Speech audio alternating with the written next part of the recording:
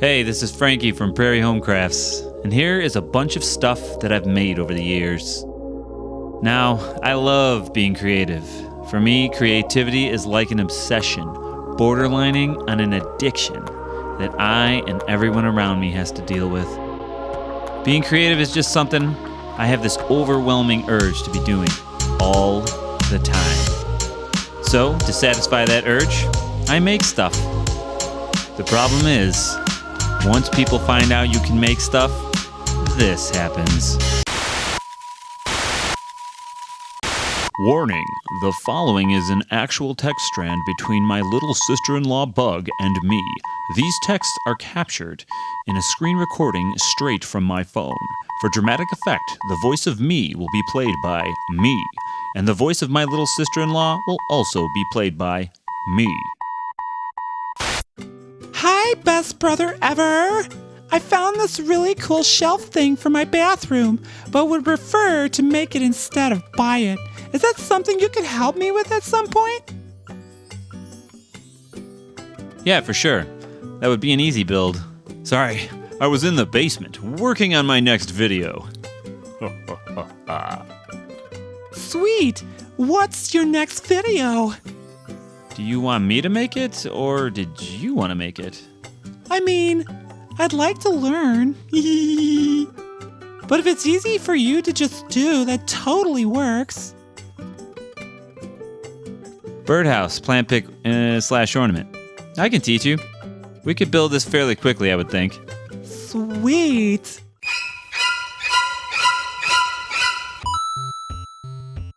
And now, we have reached the point of the story where the hero must choose. 1. You decide to escape and run. 2. Stay and help Bug build the shelf together. 3. Hitch a ride on that gnarly whale. 4. Just build it yourself. If you want to find out what happens next in our story, go ahead and smash those like and subscribe buttons and stay tuned as we dive headfirst into this woodworking adventure.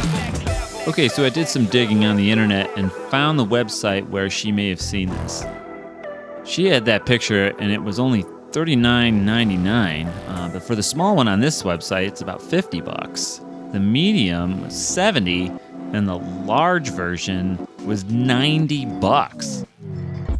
So then I went and checked out the sizing, and it looks to me like the only way to build it would be the large version to be able to fit anything on those shelves. 24 tall, 17.5 wide, 16 inches long, and about 5.5 deep. And looking at this, I'm sure I can get all those materials and this thing knocked out for about $20, maybe $25. So I think that's what we're gonna go with. Let's get to these materials. Get yourself a 1x6 board, about 8 feet long will do. Get about 5 feet of this 3/4 inch twisted manila rope. A stain of your choice. I went with walnut. And for finish, I like the satin poly for this. Oil-based seems to work best. Of course, get your favorite wood glue. Gonna need a lot of that. And you're gonna need some 1¼ brad nails, 18 gauge preferably, and your favorite brad nailer. Let's start with that 1x6. And first we're gonna measure out 3 shelves. Each of those are gonna be 16 inches. So head over to the miter saw, mark out those shelves and chop them up. All right, always make sure that you've got the blade on the correct side of your line because we don't want to end up with an 1/8 inch short due to that blade size. So once you've got one of those cut, slide it on over, measure up your next one, get number 2 knocked out, choppity choppity. Number 30, looking good so far. And zhup. Remember, measure twice, cut once, or just cut it and hope that when you check it later it works out to be exactly 16, and it does. Okay, so the remaining piece of board is going to be cut into the 2 sides, which should be about 24 inches each. So we're gonna work with what we have because we don't need to buy a whole new board for 1/8 of an inch. So it was about 47 7/8, so I'm gonna be a 1/16 shy of 24 inches. And if we run the blade exactly through the middle of that, which you kind of have to eyeball, we should have 2 equal pieces that are just under 24 inches, which is good enough for this rustic shelf. Rustic does not mean exactly perfect. If it were, we'd be using a better piece of wood. But instead, we got a nicely cupped piece of big box store lumber. Actually, looks better for this kind of project anyway, because then we're going to give it a really rustic kind of finish at the end.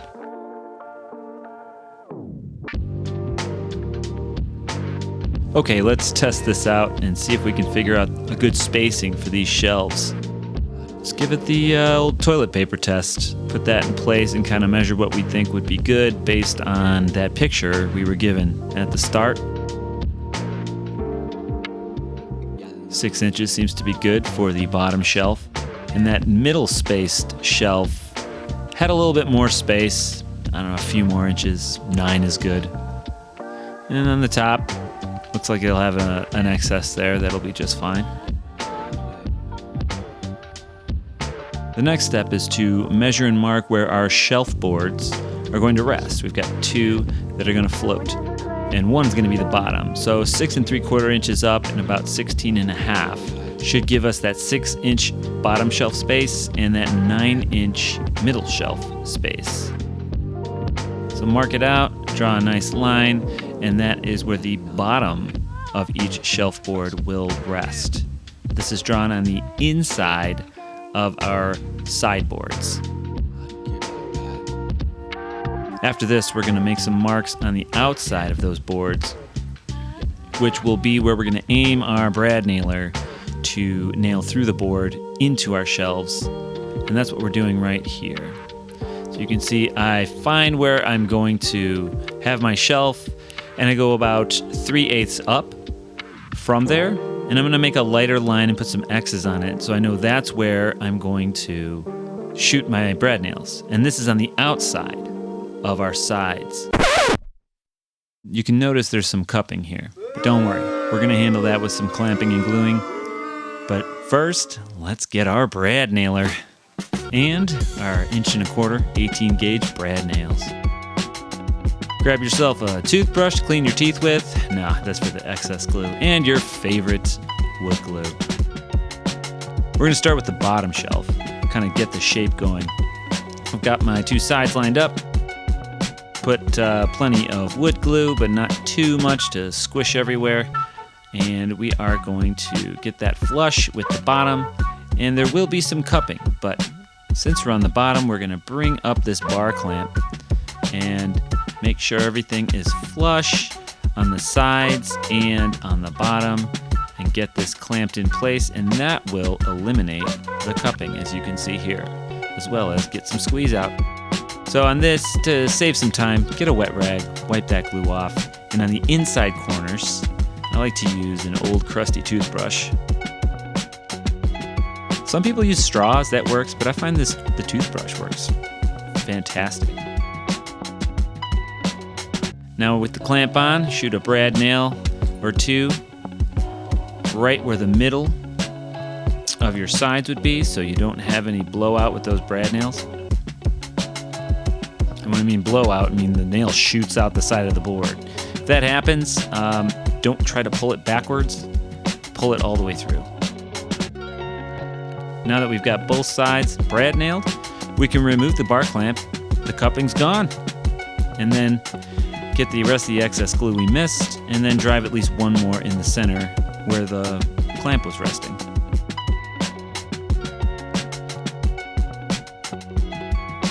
As you can see, I actually put the top shelf in place, and I put a shim to help spread out the sides so that I can put glue on this middle shelf, because that's what I'm aiming for next. And it'll spread out the sides so I don't get glue squashed out everywhere, and I can line it up with my lines. Take that shim out, and now we're going to need 2 bar clamps. We're going to need to put 1 on the top and 1 underneath, because we can't put a bar clamp directly in the center like we did with that bottom shelf.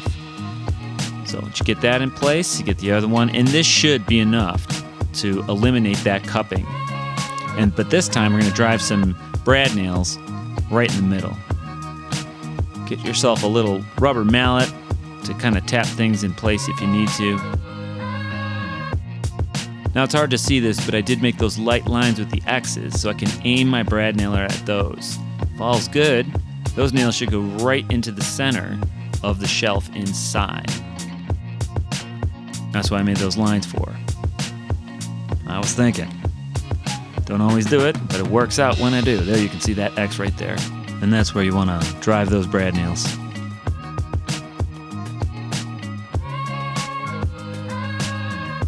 Don't forget about that squeeze out.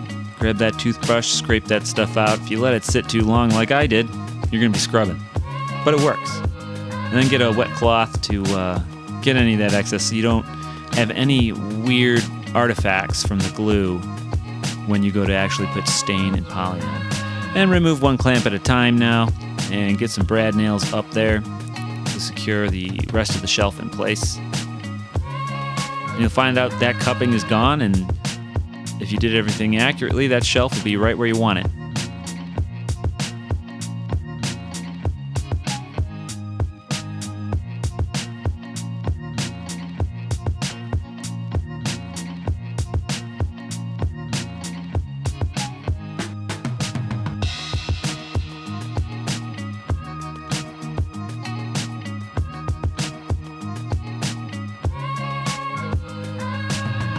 For the last shelf, I flipped everything over to work from the top down. As you can see, this shelf does not want to fit in there nicely. And unless I want to squish glue all over it, I need to remedy this situation. So did you ever wonder why those little screws are on the end of your clamps? So that you can take that clamp foot, turn it around, and turn it into a spreader. Comes in handy sometimes. And here's a perfect application.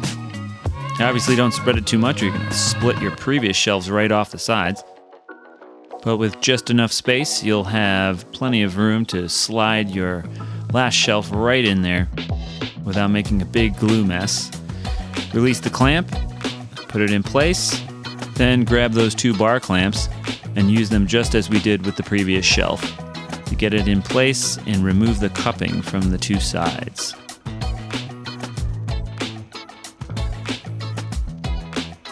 Then, brad nail it in place.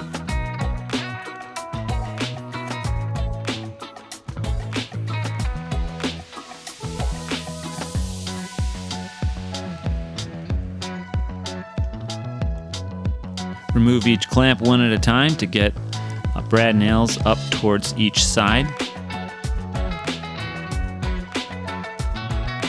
And then we're just about done. So here is our shelf upright, and it seems to be the dimensions that were reflected in that picture. Now we just got to figure out where to put this rope. Okay, so the rope is a 3/4 inch diameter. So I went with a 7/8 inch Forstner bit. And what we're going to do is measure down from the top of the sides 1 7/16, which will be the center of our 7/8 hole, and that will leave us 1 inch to the top of the board. Center it, of course, and then start drilling away. But be careful. When you drill with a Forstner bit, you don't want to go all the way through. Go as far as you can until you either feel a hole or a dimple on the other side. Then drill in from that side using that hole or dimple as your center point to start driving the Forstner bit in. This will keep you from tearing out the other side and leave you with a perfectly 7/8 inch hole. Boom. Like and subscribe if you dig that kind of a pro tip. And here we are with the most riveting sanding you've ever seen done on any kind of piece of wood on YouTube. Not so much, eh? Okay, either way, we're going to hit it with 120 first, then 180, and then I'm going to stop at 240. I have 240 discs, 220 is fine. And then we're going to beat it. Get some beating mechanisms and just have at it. This kind of gives it that worn pallet wood look. Kind of sounds crazy, but if you've never done it before, it's kind of fun. And then you'll be surprised at the product at the end. So I usually like to use a claw hammer, different screwdrivers, anything that's kind of sharp, nails, things that you might see happen to wood that's abused. Scratch it up, poke it, mar it. You might not want to go too hard. Go light at first, and the more you do it, the more you get used to this kind of a finish. But what happens is when you put the stain on, it pops different in those parts than it would just on the regular grain of the wood. And it gives it a really unique, rustic look.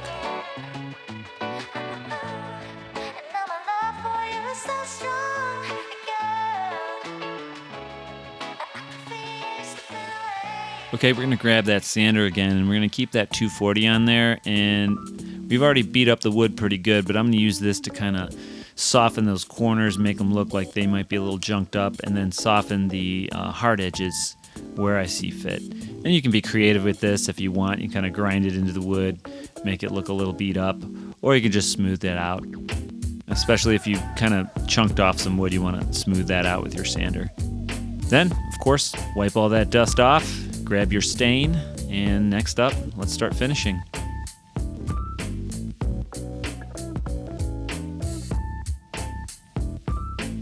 I like to use rags to finish stuff like this because I don't want to paint on too much stain. It just gets everywhere. I end up flicking it all over the place, all over myself and all over my workshop, which is just a basement, but still, I like it. I don't want to get it all messed up. But yeah, it's easier. You can just wipe it on, keep it on there for a handful of minutes, and then get a nice clean cloth to wipe it off when you're done. You can see here how this softwood takes the stain very irregularly. And all you woodworkers out there are probably like, why aren't you using the pre-stained wood conditioner, buddy? Well, I actually don't want to do that on purpose because I like it when it looks all messed up for this particular stain. And if I was going to actually want to stain something quality, I would have used a better wood. But you can see how interesting it looks, especially when you get those scars and those scratches and all those bumps and nicks and scrapes. And it makes the look of it kind of look like it's old pallet wood. Kind of stands out. It's very interesting.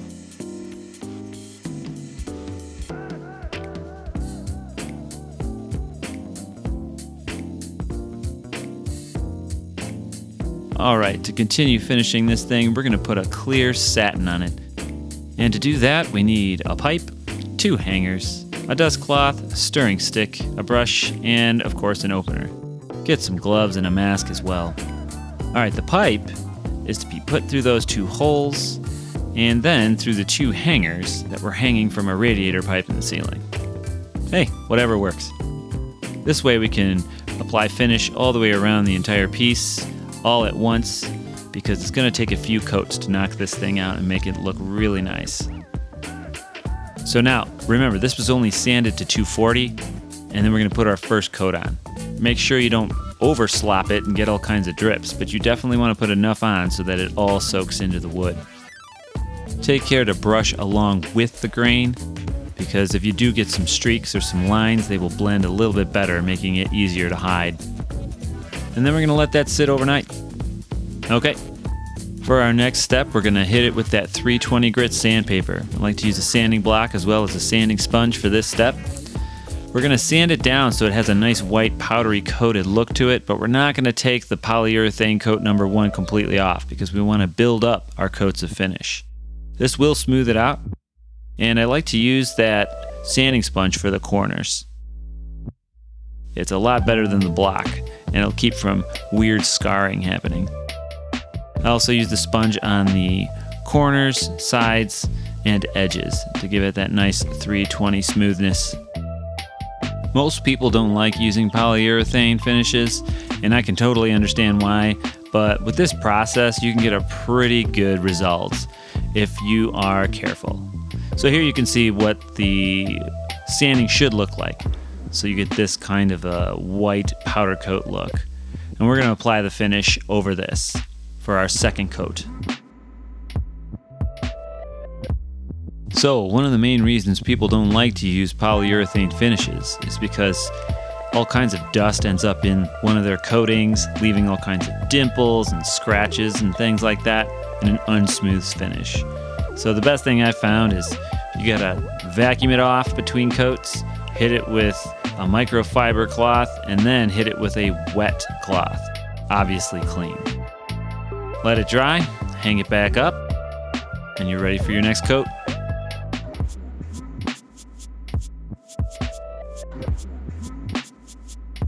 Now it's time to apply that second coat of finish, same way as we did the first, and we're going to let that sit overnight as well.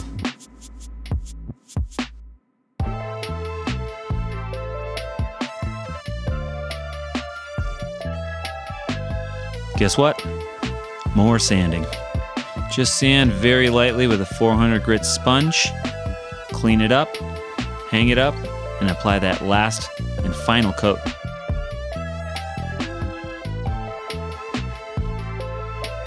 And here we are after the final coat.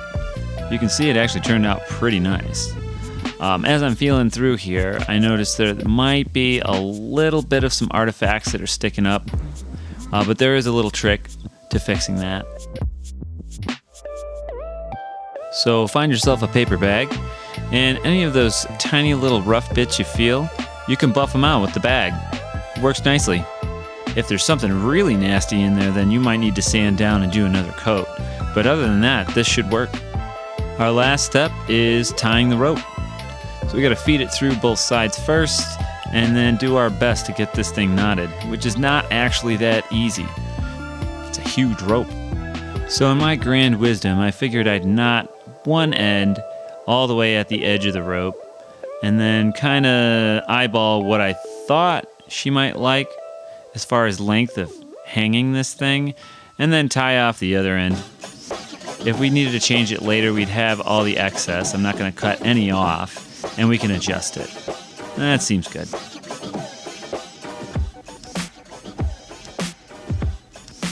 So yeah, it's looking like I'll have at least a foot or more of excess rope at the end, so if we need adjustments, we have plenty of rope to use.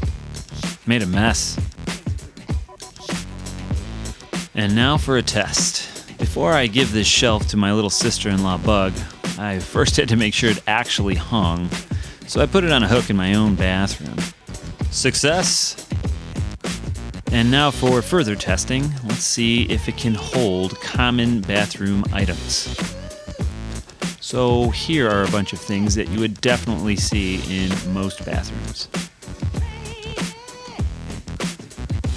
And it works! And now to present it to Bug. It's pretty much done. Eek! I love it! I didn't cut the rope because I wasn't sure how long you would need it. Well, that's fine. Thank you so much. No problem. Once you hang it, we can slice off the excess rope. Okay, just let me know how much it all was. For you, it's free. Materials? Don't worry about it. Just don't be mad at me when you see the video I made about this whole adventure. Oh boy. When all was said and done, and our adventure was coming to a close in one last act of chivalry, I went over to my little sister-in-law Bug's house and helped her install this bathroom shelf in all its rustic glory. Here, you can see it for yourself with all the proper bathroom stuff. But before we go, let's do a side-by-side comparison.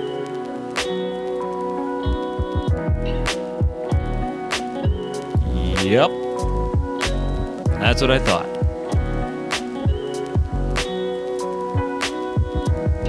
Of course, if you want to see more videos like this, smash those like and subscribe buttons and stay locked on to Prairie Home Crafts, where more crafting adventures await.